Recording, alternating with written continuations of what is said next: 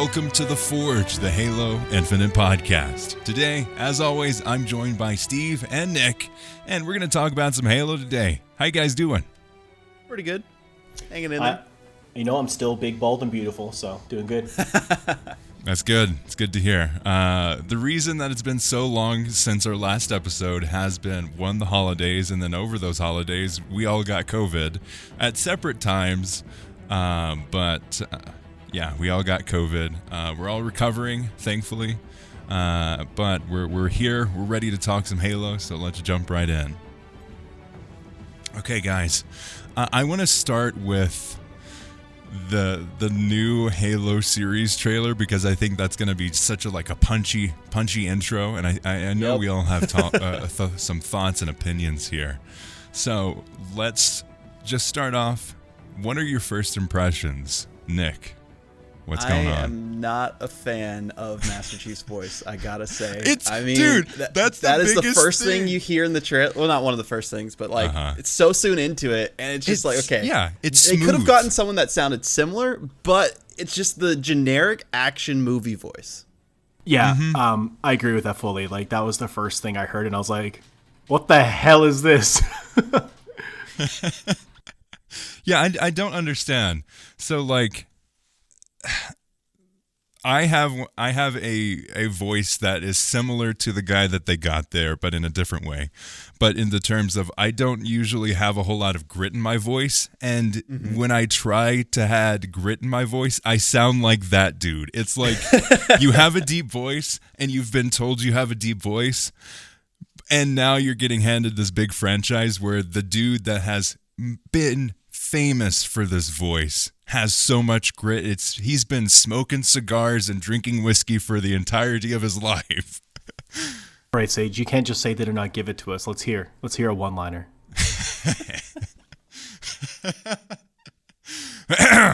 In a world. So. See, that was better. Yeah. Oh, damn. Look get to out. the ships. Are you the new Master Chief? Hey, Halo, Paramount Plus, hit me up. I can do better than that. Get to the ship, Spartans. See, that's even better than the voice from the trailer itself. It just makes me think that, okay, maybe they just got this voice, this actor, because they're going to be showing Chief without the helmet and all that, and they want to make sure that the look matches the persona and all that. But it's just generic military guy voice, you know. I have a theory, and this is it's an easy fix for them. Honestly, this is not canon.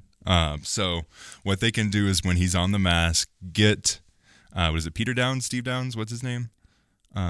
Peter Downs, I think. The voice actor for Halo, Master Chief. Yeah, I can't remember his exact name, but I know what you're talking about. Yeah, just get him to do the voiceover when he's in the helmet, which is the majority of the time. And then when he takes it off, have that dude. James Earl Jones this. Do it. I agree. I was going to say, this is just the beginning of the trailer we're talking about. We're not talking about the other shenanigans. To your point and to Paramount's, credit, this is a non-canon Halo. So, a different timeline. This is sort of different thing, universe, pocket universe, whatever you want to call it. But, this is before Master Chief hit puberty. The big thing that made me, lose my marbles a little bit here was the fact that there's still a 2002 Chevy Corolla. They're still using AK-47s. I understand, from the trailer there, from a lore aspect, we can tell these are the rebels in the insurgents. Part of the whole I almost said Outer Rim, Star Wars brain, but Outer Colony riots and uprising. So if you read the books, you know a bit about that, and that's why the Spartan program was created and engaged, was to combat these people. And then conveniently the Covenant came along, and they're like, "Oh, hey, we got to unite and kill aliens instead. You're lucky, rebels." But yeah, basically, when I saw the trailer, it just made me laugh because I'm like, "Oh, they're gonna focus on the pre-Covenant, what happened before," which I thought was cool. I was like, "Oh man, we're getting right before Contact Harvest. This is gonna be sick." But then it's not. So, it's like Bizarro Halo. That's the best way to put it. It's basically the movie Bigwig Halo, where they're saying it's too nerdy for them to actually go full in on the actual lore of Halo itself. They got to make it more human. They got to make it more thriller based and action instead of like a whole space endeavor from what we expect from Halo itself. I mean, I would love something closer to maybe an Expanse, right? Where you get like the whole combat aspect of things, the political side of things, then you also get the individual like combat fights that happen in that show as well. But going into Halo, it's like, man, they are making it so there's a human antagonist that's happening, which just doesn't make too much sense. Hopefully, I know they're probably going to tie it in more often than they will just show in the trailer. Also, Cortana looks so weird. Like, those few things. And it seemed like the trailer itself was just kind of pandering a little bit because they're like, oh, yeah, we got the Warthog. We got the, you know, the machine gun. We have the Covenant ships and all that, which is cool. But, you know, apart from that, the substance of the show is a bit questionable so far.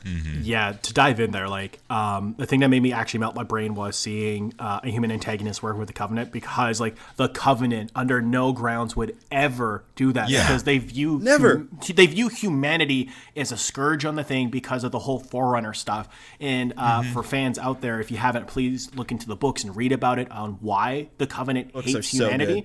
So it's like I'm sending you on your own journey here, so go look into yourself. But it's like, once you understand those stories and those books and those storylines, you'll understand why that doesn't make sense at all. Period.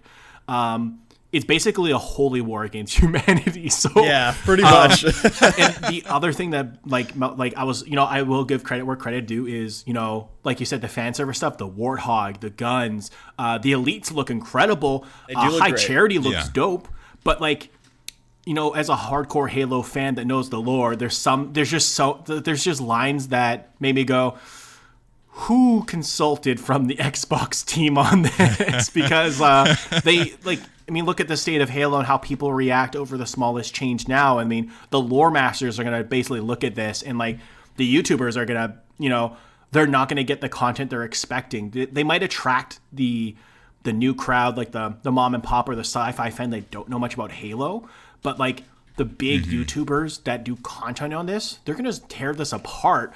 And anyone that's looking into YouTube content is going to be like, oh, this person's an expert on this topic. They're saying it's trash, so that must mean it's trash. So, like, it's very ambitious. I'll give them that. My excitement level is an honest 45% because I can see that. I'm worried, is what it is. Like, yeah. I think the most staggering change is Cortana, and I know fans are like, they're not blue or purple. This doesn't work for me. And like, yeah, I know how those hardcore fans are going to react. So like, but like, yeah, my big thing is... Yeah, I don't understand that decision to make Cortana like that. The whole thing around Cortana is... it is a design element of Halo that you may alter some of the aspects of it, but you can't alter the entirety of it. Yeah. At least I don't think, and I don't think it fits very well in that universe. I can't remember who said it.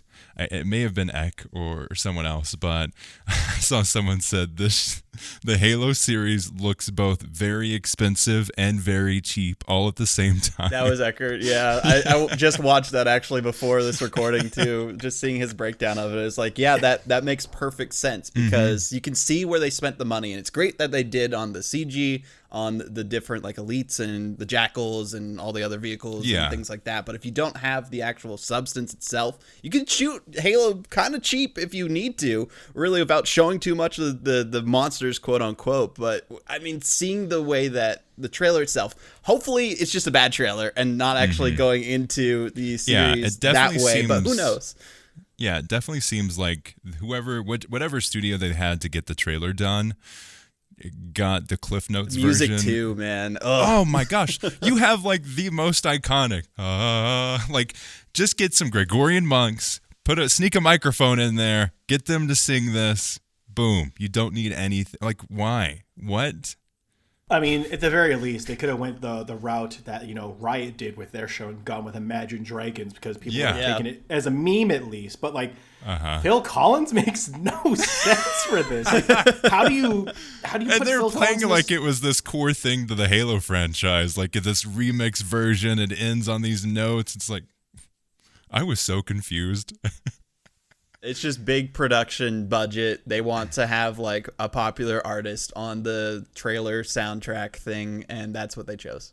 Mm-hmm. It honestly, like, to that, like, using Phil Collins, like, it literally made me go, this feels like a CW show. Like, this looks like Arrowverse. And I was just laughing because I'm like, it takes me back to that Supergirl clip that, like, where, oh God, what's his name?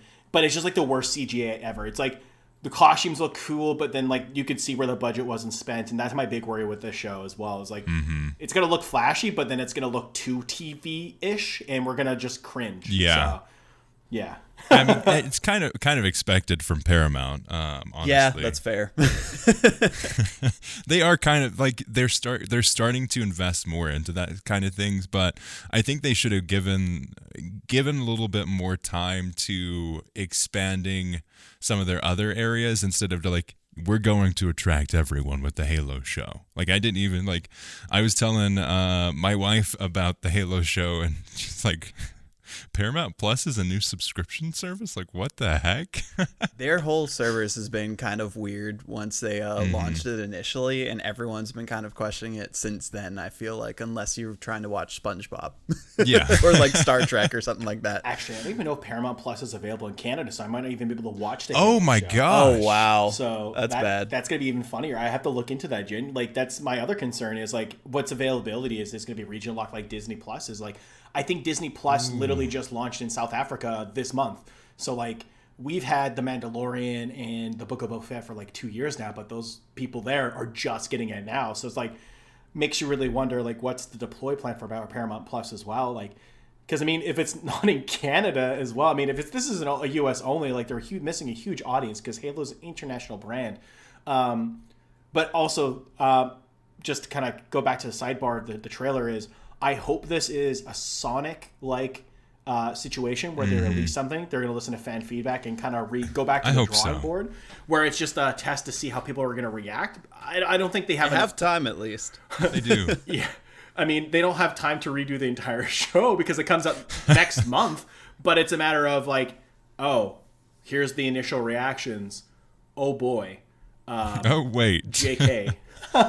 Yeah, because the crazy thing about that too is like, I've seen my roommate, he actually works on like a bunch of the Marvel shows and the VisFX aspect of it, and it's crazy how close up to the release date they do reshoots for these things. So it's possible that they can fix these things, and with the editing itself, they're gonna have to spend a lot of money, of course, to do it. But just seeing the reactions online, if they want a good show launch, they need to, and if they don't listen to fans in that aspect of things, or at least change it a little bit to make Cortana at least look like they're a hologram and not just like a person that has some different tech bits on them, is what it looked like to me from the trailer specifically.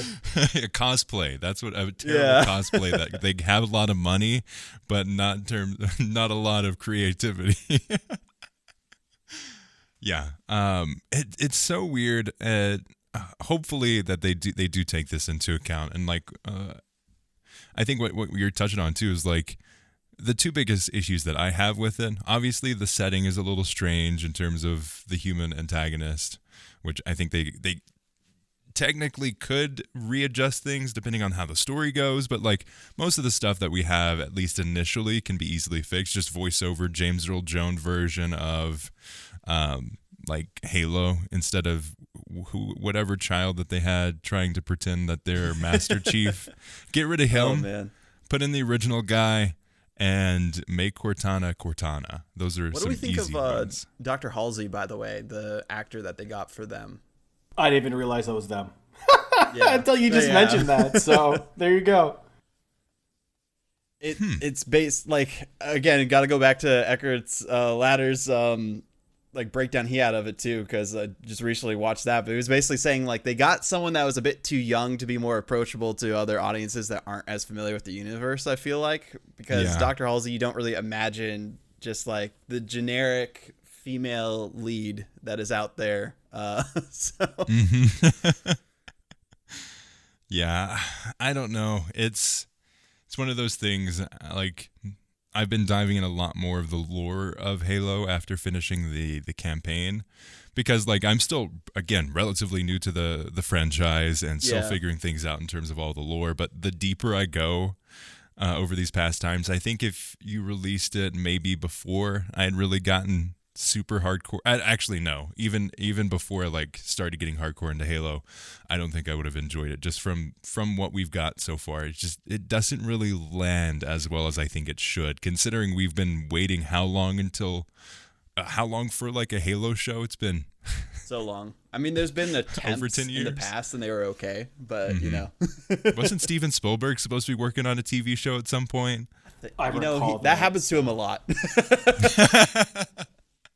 That's true. Switching gears a little bit, I want to talk about Steve. You beat the Halo campaign in 8 hours? It was less than that, actually. Oh, wow. I think it was maybe 5. But goodness gracious! I was over the beast. break. My nephew and I were on an achievement grind, so it was his first ever experience playing Halo. So it was very exciting, just playing the open world game. And then I was teaching him about achievements. So he's like, "Hey, like, what are these?" And I was explaining the diamond achievements, and they're rare, and it's like only like 1% of people have them. And he's like, "I bet you couldn't do it." I'm like, "Oh yeah." So one day we just sat down, and I'll be honest, like I put the game on easy because like, I mean, you're not going to do that on Legendary in 8 hours unless you're an absolute masochist. But yeah, we put it on easy, and I literally just ran across the map, grapple hooking mission to mission, and like I don't have my exact time, but I believe it was 5 hours because we started in the morning, we finished just after lunch. So nice. It was wild. Wow. It was such a crazy experience. I did like no upgrades except to the grapple hook. That's all you really need at that point. Yeah, because I was just grapple hooking, and like through that run, I also got some other rare achievements of like protecting Sheila the tank, which was hilarious. Yeah, and then we went back and got all the skulls as well. So we got that achievement as well. So we got all the skulls, and that was such a fun experience doing that. Like the replayability on the campaign is definitely there. Yeah, it was fun. It was crazy. That's wild. The boss fights are so much different. You know, like, because I beat the game initially on heroic, and that was a great challenge. But man, when you play it on easy, like, you're not afraid. Like, I just literally got really aggressive in there. You know, shooting people with spikes, grenading them, coming in and just melee beating them down. Like, the second boss fight you have with the dude with the giant hammer, when he is the giant laser thing, like, that was a 30-second fight, and I was like, wow, that was easy. It was super easy on normal mode too, so oh yeah, and then like even like there was the dual Spartan hunters, like the one guy in the enhanced brute chopper and the guy with the minigun up top. That was a 2-minute fight. Like I was like, wow, easy is easy, which is great because it gives the experience for new Halo players to really dive in, get the Halo experience, and experience really cool fights. So yeah, I had a blast either way. It was hilarious how fun it was. So yeah, especially when you're not like focusing in on the harder difficulties and having to like dig into the trenches and find a different strategy to go around and like make sure you don't get hit and just get swarmed by enemies and all that. Especially those boss fights are so much harder on the other difficulties too. It's crazy. That's awesome, and it's awesome to hear that you can, if you go hardcore and just go straight storyline, that you can beat the game in 5 hours. Like that's a binge on Netflix. Yeah, because like on heroic, that was me like unlocking all the field operating bases. That was me finding all the upgrades. That was me like fully maxing out my kit because I'm like, I know I need this to survive. Yeah, I know I need. That's true. Oh, it was hell. But like getting all the unlocks and stuff was like very important for me to survive in heroic. But easy mode, like I felt like a bully. So that's awesome. Yeah, I played through Jedi Fallen Order on normal until the last boss battle where I don't know what the heck happened, but like I would have beat the game in probably about, it took me 19 hours to play, or not 18, 16 hours. So I probably could have beaten it in like 12 or 13 hours, but that last boss battle, it hit hard. And it's crazy too to play through a game in one sitting or like pretty continuously. It definitely is. Because you catch so many different things with the story. Like I'll be honest, like I played through over half of the story for Halo Infinite in one run, and then I waited a few days until I could find some time, and then I played some more. and then I beat it over a Sunday, so probably like 4 or 5 hours. So I think it took me about probably around 12 to 14 hours for my playthrough of Halo Infinite, and I know I missed some of those. Yeah. I'm actually excited to see where they go with the story itself after the ending that we got. Just because it leaves a lot open. There's still more that you can potentially do on the ring. I mean, also just because I saw some posts that they were hiring specific people to help with the open world aspect of it. So, hopefully that leads to different areas that you can go to in the future, maybe DLC or some sort of expansion or something like that. Because we haven't gotten that right for a main Halo game itself. So it'd be interesting, since they are doing the whole Halo Infinite thing and they went free to play with the multiplayer. Hopefully they just expand upon this itself, kind of doing maybe a similar style to what would be a good example? I guess like The Witcher, because they had like massive expansion packs that showed like whole different areas of content that told like a different story, but also tied into everything as well. Or even Ghost of Tsushima, they added a whole new island, and it was basically another game as a DLC. So I'd love to see something like that for Halo. So we haven't actually talked about the ending. So if you haven't played, maybe skip 5 minutes. Let's maybe more than that. But let's kind of talk about our experiences and what we thought about that ending, because it was so open-ended. Yeah, that's why I'm saying they're gonna be doing something extra, I feel like, with the content of Halo Infinite or something like that to expand upon it. I mean, if they don't, then I'm wondering, like, okay, when is the next game gonna be coming out, and why are they making a new one if they're trying to do this whole free to play thing with Halo Infinite multiplayer? Yeah, because the name Halo Infinite itself makes you think that they're just going to continue to iterate on this foundation that they have so far. And I think it's a solid foundation with the amount of things you can do in the world, but there's so much more they can add to it. So many more enemies, so many different kind of encounters and aspects. And I'm excited for whenever they are eventually adding co-op as well.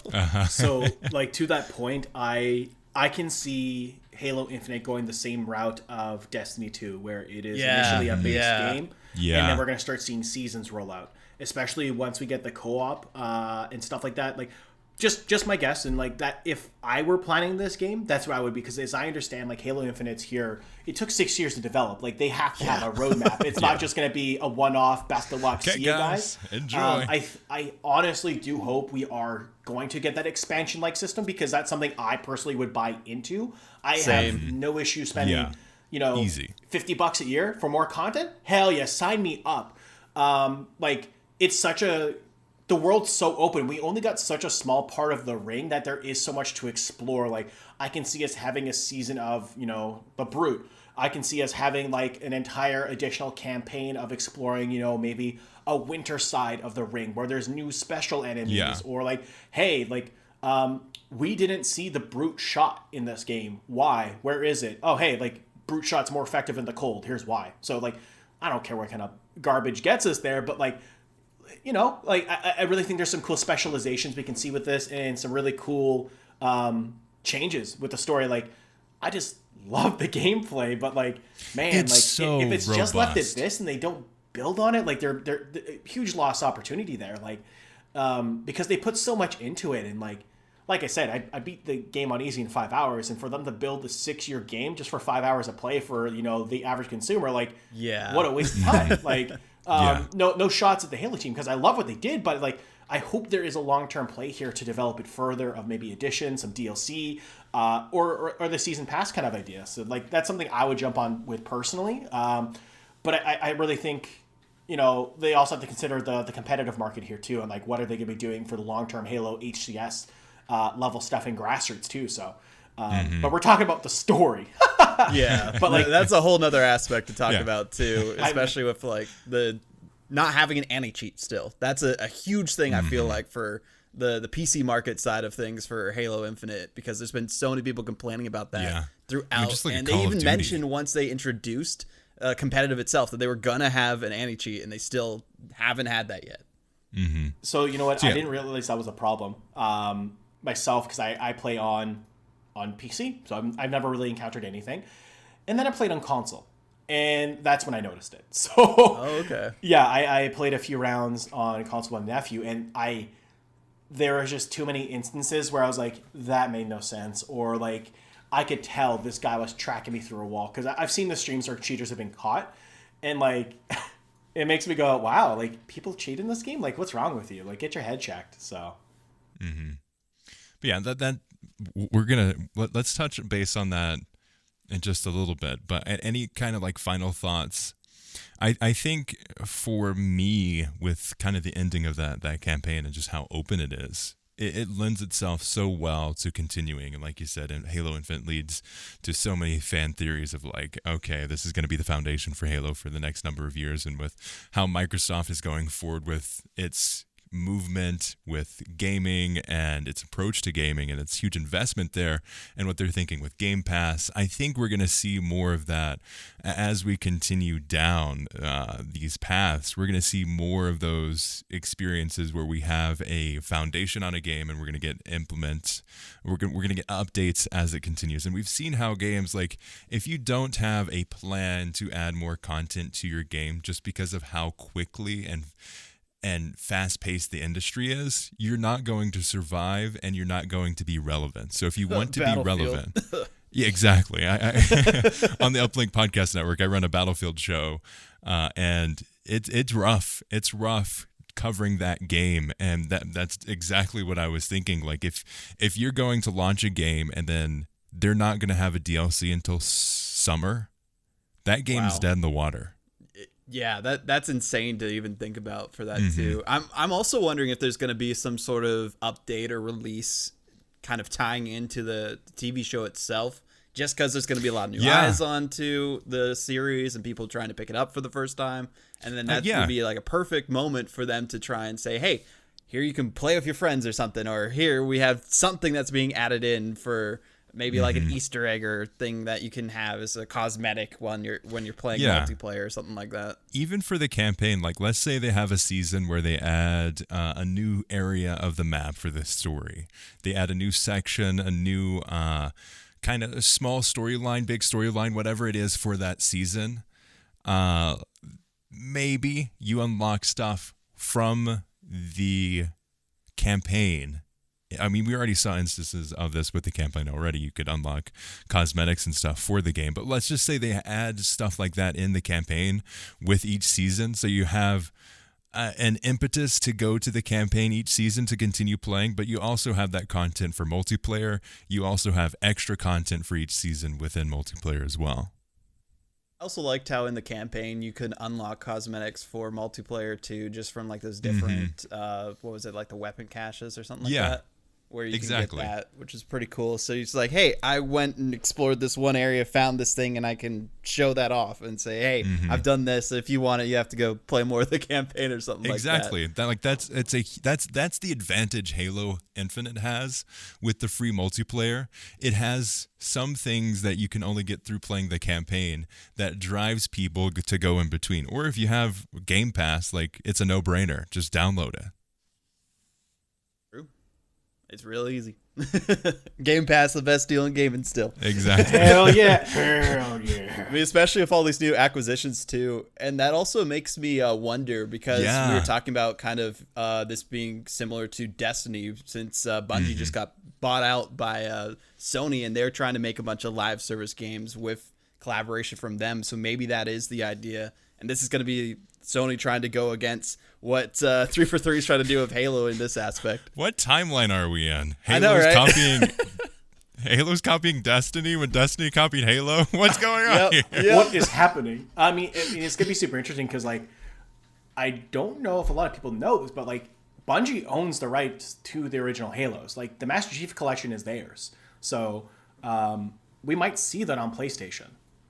That would be insane. Like, can you imagine Halo for all? Like, everyone playing Halo everywhere? Like, I think that'd just be absolutely bonkers. Because, an interesting to speak about Destiny quick is, like, PlayStation put out the numbers of, I mean, Destiny put out the numbers of where their player base is. And, like, they showed, like, you know, PC was, like, 240,000. Xbox, like, I think it was 175. But then PlayStation the lows was, for like, that game are huge. 850,000. So, like, there's a huge market on PlayStation for games like this. And, I mean, if Master Chief Collection were to fall on the PlayStation market, I think that would be absolutely bonkers. You see a huge player base there, but they can't further develop any Halo games. So unless there's a really cool partnership with Xbox, which would be insane to put Halo everywhere. So. Can you imagine? That'd be nuts. Honestly, you never know, with today's day and age, because, it's a value prop for Microsoft and Xbox of, let's share some Halo and let's see what other Sony exclusives we can get on our console or our service. So I think it comes to a value add for either team of what's going to push their business forward. It's people aren't going to go and buy a PS5 to play Halo, but if they are a PS5 owner, they might dabble in it, right? For sure. But I mean, free to play. As an Xbox owner myself and a huge fan of Xbox Game Pass, if you were to tell me the Uncharted collection were to come digitally, I'd be down to play that. Absolutely. Yeah, I mean, we're getting a little crazy and off topic here, but it all ties in eventually. Yeah, exactly. It we'll could get be back just really there. crazy what happens. So. I was talking, we have all of these acquisitions already. 2022 is a historic a year for games as an industry.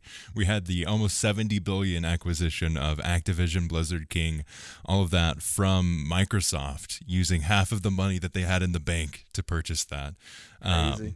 It's wild, but that sparked a discussion I was having with some friends of mine of I could see in the next 5 to 10 years, maybe even sooner, if Sony plays ball and doesn't offer a competitor that they don't want on, or that they want exclusively on PlayStation. I could see an instance where we have Game Pass on PlayStation. I could They're trying easily to, see from what I've something heard. like that. Yeah. But Sony's also working on their competitor for it, Exactly. so who even knows how that's going to go? They're going to be so far behind because Microsoft has Azure, which is huge. They have all of the infrastructure behind that. They're so much ahead. Every single article I see that Sony is doing something along those, they're Sony's making their own Game Pass. Game Pass is now a verb that everyone's describing it by. Exactly. Yeah. Another thing here, just so people I don't think it's known, but PlayStation actually had PS Now, which was a service that's been out since PlayStation 4 era. So they've actually always had a service, but they were just really bad at marketing it. It's garbage, though. They didn't really put much on it is the thing as well. There's some value to it, certain games, which would be nice to play through it, but it's you can get Borderlands 3 on it, but because of the way they worked out their contract with Gearbox, you can't play with anyone on another console. That was the issue. It was early cloud-based gaming that was very restrictive.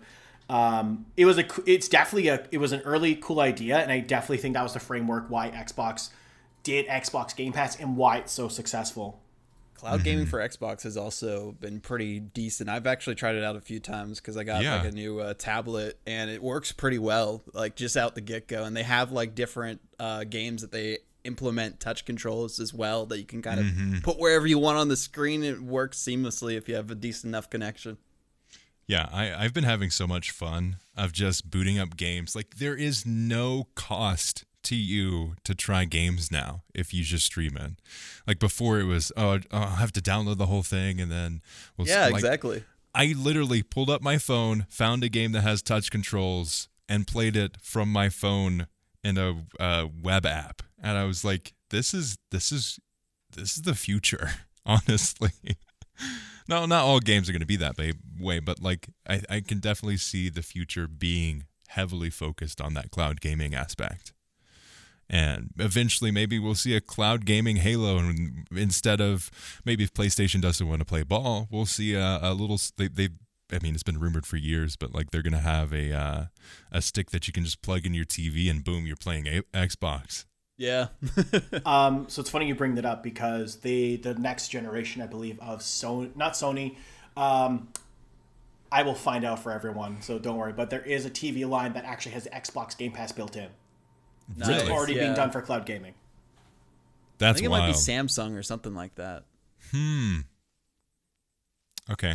But I have definitely heard about that. Yeah, they've been pushing for that for some time, and they're definitely working towards making sure their apps are installed on future iterations of televisions and smart TVs, because a lot of people just get a TV. They have all their apps and Netflix and YouTube and all that stuff on it. Yeah. And that's what Netflix Gaming's been trying to do a lot with as well, to make it so that they can have their own implementation of it before, Xbox. But of course, people probably want to play Xbox games when they want to play like the random spin-offs from shows on Netflix.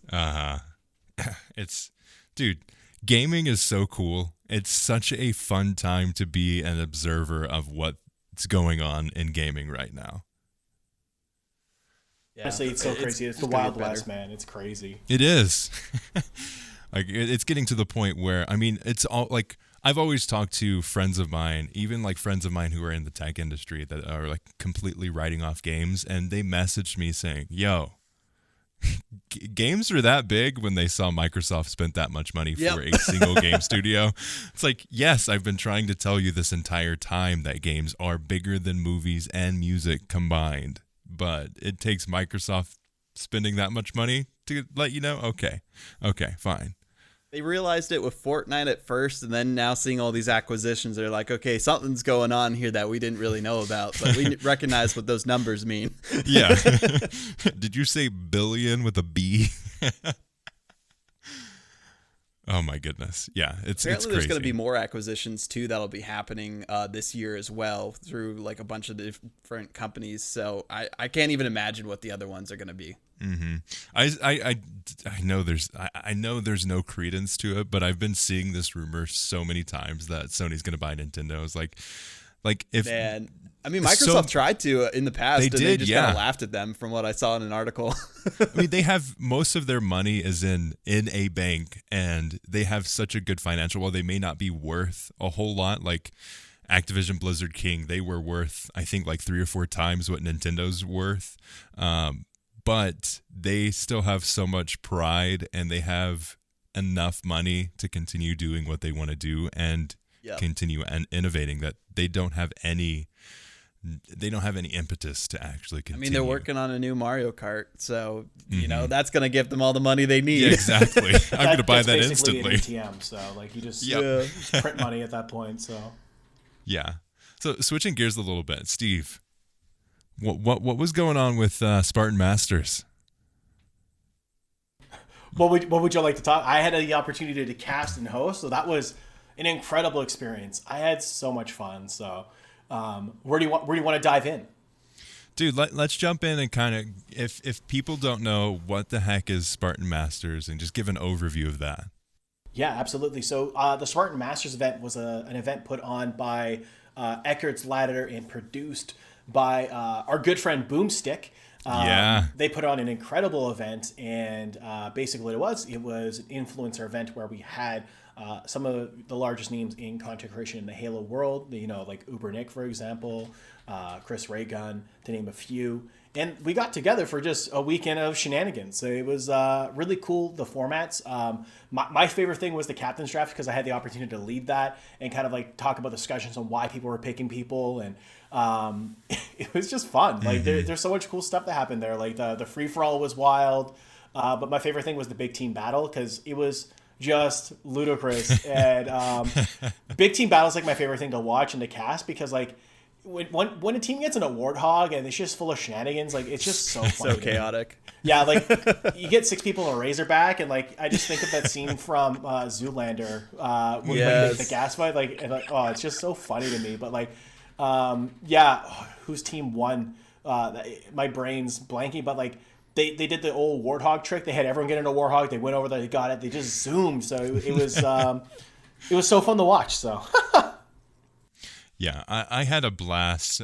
Nick and I were talking about this before we started recording, but Nick was in the heat of COVID, so wasn't able to watch it. And I'm pretty sure that watching, because I was starting to feel really good, and I was like, okay, I'm gonna watch Spartan Masters, and I'm gonna get some work done. This is gonna be great. And then I continued watching it, and then I continued working as well, and I'm pretty sure I sparked another little bout of like super, like I was starting to get a headache and like passed out for a little bit, but like it was so worth it, because unlike most other kind of influencer tournaments, like these people knew Halo. They did such a great job. Like they played Halo and they played Halo well.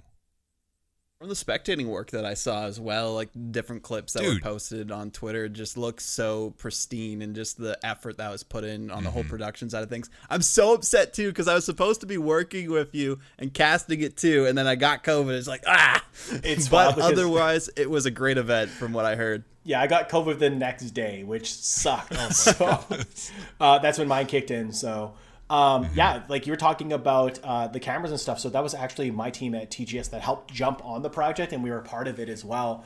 Nice. We were, like, because we have some observers on site, so like we approached Boomstick to help out because we love Halo. We love what Eckert and Boomstick do. So like it was a no-brainer for us to like just, hey, like let's join this. And I mean, there was also some great sponsors that helped put this on, like Thrustmaster and Vite Ramen, which I mean, Sage, you and I know and love. So yes. There you go. I'm a big fan of some Vite Ramen.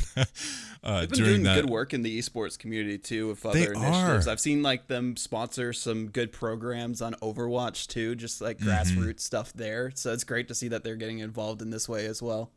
Yeah, and the speak a little more about the event as well. Like for those that don't know, it was a $10,000 prize pool as well. So it was huge. It was, I think, one of the larger ones in the grassroots level as well. So like big thing for the community. And then we were using a new tournament platform called Pepper, and Pepper is a really cool platform for organizing tournaments. A lot of cool features on there as well. Like I think my favorite feature that they have right now is just the actual ranking system. So they have a built-in ELO based on the games you play. So like, yeah, it's really cool for tracking like how you've improved over tournaments and stuff there too. So definitely check it out. Awesome. And I just brought up the winners of that. It was Team Hidden X. So Hidden Xperia, I Spiteful, Arash, and Halo Faller. I'm butchering that name, I'm sure. Which they were dominating that entire time. Like, I'm sad because my boy Scalp Waka got kicked out. Sadly, his team wasn't able to make it. But man. Yeah, I was rooting for him because we're good buddies from Squadrons. And but sad, like, again, the level of competitive play there was so great to see. And like, honestly, we need more.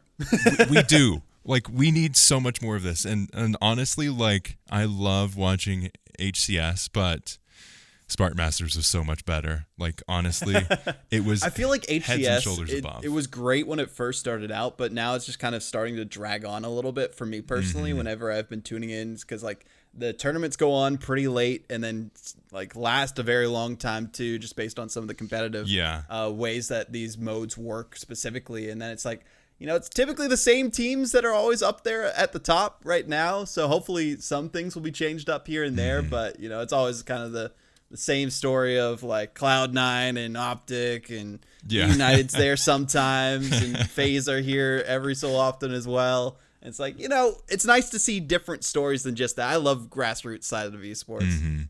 Yeah, there's such a camaraderie around it, and the casting for Spartan Masters was so great. You got to see a lot of the personality of the players and the reactions, and that's something that I miss a lot of times with HCS. There's moments where like you can see how much joy the casters are having, but most of the time it's like very even kill, and it's like, okay, this is what's happening.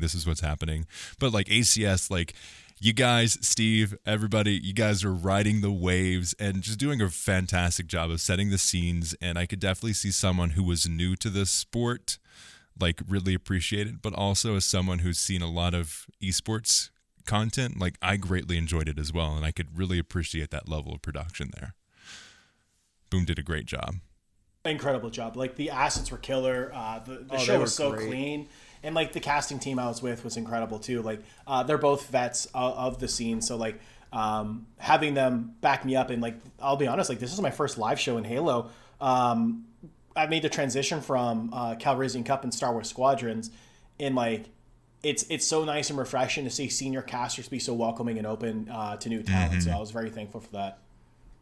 Yeah, it was great. I had a great time watching it, and it was such a fun time. Like I can't say enough good around that tournament. It was just such a blast to watch.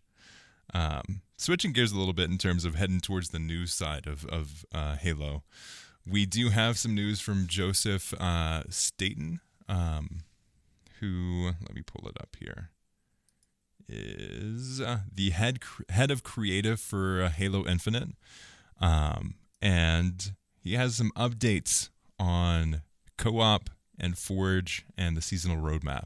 It says, hey folks, in November I said we'd have a Halo Infinite update on our seasonal roadmap, co-op, and Forge in January.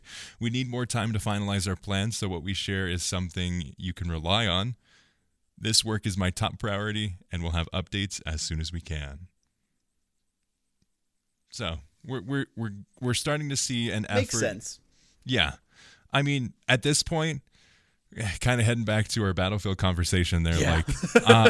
take all the time you need. I don't Put care. it in the oven for even longer. That's all we need. I mean, it needs to marinate there for a second. Exactly. And if it's going to take a little bit more time to get done so we can have a good meal, might as well do that before we get something that's just kind of half-baked and you can't even eat it at all. And you may be cooking at like a high altitude, so you have to add some extra eggs in there, maybe cook it a little bit longer than normal. So just put it in there. Sometimes you don't even have someone to watch it just because they're out sick or something like that because of COVID. I'm sure there's so many different circumstances that are happening now that in the past would be inexcusable for this thing to happen. But I mean, it's during COVID time, it's during a pandemic, and you know we're like so far into this already, and it makes sense because the past delays that they've had that there's going to be more in the future.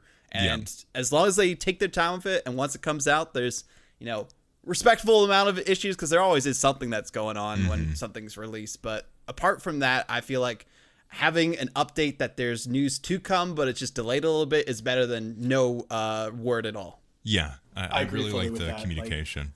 I think like the majority of mature players understand that, and we can understand that COVID is having such a big impact on the development cycle and updates. And it's been so hard to like, I mean, I people always pull this out of their head and they always go like, oh, you think 2 years into COVID, people would figure out how to do this? I'm like, no, dude, it's still not easy. Like, there's so much collaboration and conversations you need to have with your coworkers and colleagues. Like, there's so much that goes into game design. The number of people, too. Like, there's so many stakeholders that need to be addressed, but, like, people don't understand, like, game development and, like, how long it actually takes. And, like, I'm just really happy that they're very transparent with the fan base about this. I mean, obviously you can see in the replies that people aren't happy.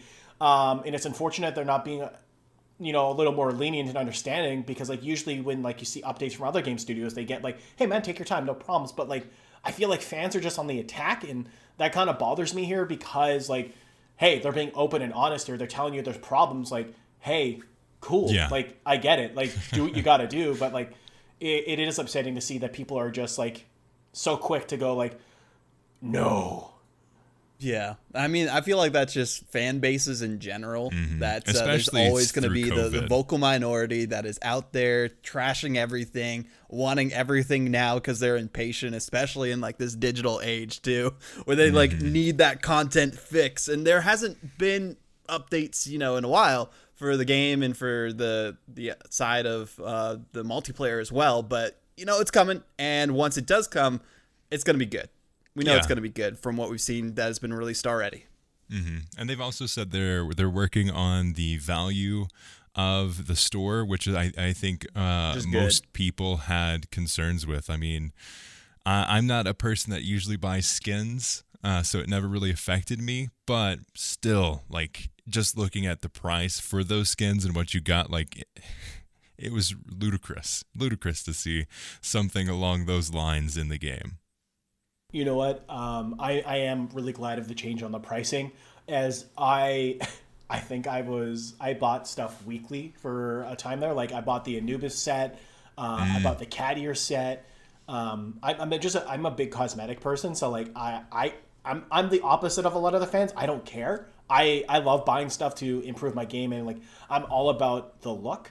So Steve's over here funding the entire I'm funding the next development cycle by myself here. So like, I'm sure the cat ears are funding everything for them. Well, the thing is, like, that's stuff that people have fun with, and I really think like the change in pricing is going to see a lot more sales and revenue generated from this, and I think it was the right move. Was it too late? Probably, but I sound like, again, against the thing. I don't care. I'm still going to buy it. I'm still going to support Halo because, one, I believe in what they're doing, and 2, it's cool that I want, so I don't care. I will spend the cosmetic money because I bought like the grenade belt and stuff. I'm like, sure, what? It's $15, but I don't care. It's stuff I want. I'm not gonna wait 10 seasons for it to join the season pass a year or 2 from now. I want it now. So, yeah, I'm the opposite here. I'm the weird one. I think something for me too that I don't know if they've addressed, and if they have, please correct me. But I don't know if they've said anything about earning the next season pass through playing the game, because that's something that most other games do. Like, you buy one season pass, and if you do complete these rewards, you get enough of the credits to buy the next one, and if you don't, then you just buy it again. But it seems like this one, right, like for now, it seems like if you have the season pass, you buy it, and then at the end of the season you have to buy it again. Yeah, so basically no changes on the season 1 pass from what it's been discussed and shared, but for season 2, they are adding a way for you to basically earn the pass through play. So okay, yeah, which is in my opinion, I think that's dope. So really cool that they're doing it. Yeah, that's one of the great things that was implemented through Fortnite's Battle Pass way back when, is that, hey, you can get enough of the in-game currency to be able to get the next one and all that too if you just play. So it's great to see that implemented. Exactly. I think too, another thing is this is the first time that 343 is even attempting to do something like this. I mean, True. It's the first time that Halo has offered their multiplayer for free. It's the first time that they're trying to figure out the way to pay for this. It's the first time that they're offering cosmetics in this sense in multiplayer for a free game. Like, there's so many things that they're trying out new for the first time, and they're definitely going to have some pitfalls there and not think these through entirely. And even like, kind of touching back on the conversation of development and COVID, every single developer that I've talked to has said that it is great developing a game from home. It is horrible to deliver a game from home because there are so many things that you miss that would have been caught if all 17 of you are huddled around this one guy's computer screen catching these things.